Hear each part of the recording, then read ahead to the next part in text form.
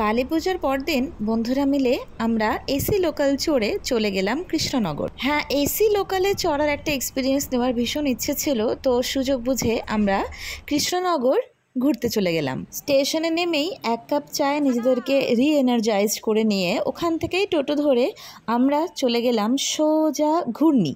এই হলো সেই ঘূর্ণি যেখানে কৃষ্ণনগরের মাটির পুতুল বিখ্যাত, বা এটাকে পুতুলপট্টিও বলে। দুপুরবেলা বলে হয়তো বেশ কিছু দোকান বন্ধ ছিল। আমরা দেখতে পেলাম ন্যাশনাল অ্যাওয়ার্ড উইনার তারিক পালেরও দোকান। দোকানের মধ্যে উকি মারতেই দেখি শুধু দুর্গা ঠাকুরের মূর্তি। এটা রাজবাড়ির দুর্গা ঠাকুরের আদল।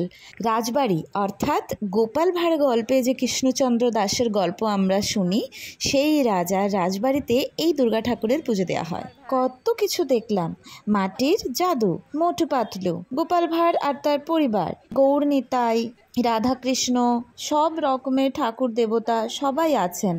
এছাড়াও ডিজনিল্যান্ডের প্রত্যেকটা ক্যারেক্টারও আছে। মাটির ফল আর সবজিগুলো এত নিখুঁতভাবে বানানো, দেখে তোমার ধাঁধা লাগবেই।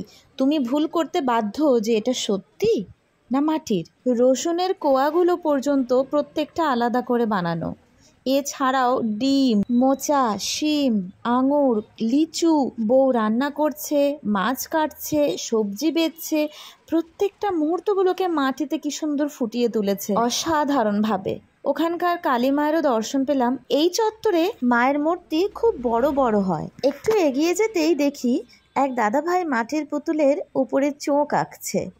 নিখুঁত টানে চোখ, আইব্রো সব আঁকা হয়ে গেল তার সেকেন্ডের মধ্যে। আমাদের কপাল খারাপ থাকায় এই চত্বরে লোডশেডিং চলছিল। এবার পেট শান্ত করতে বাস স্ট্যান্ডের দিকে যেতেই ভাগ্য জোরে পেয়ে গেলাম মায়ের প্রসাদ। মায়ের ভোগ খাওয়ার পরে আমরা চলে গেলাম কৃষ্ণচন্দ্র রায়ের রাজবাড়ির উদ্দেশ্যে। কিন্তু দুর্গাপুজো বা দোলের সময় ছাড়া অন্য সময় রাজবাড়িতে ঢুকতে দেওয়া হয় না, আর এই ইনফরমেশনটা আমাদের কাছে আগে থেকে ছিল না।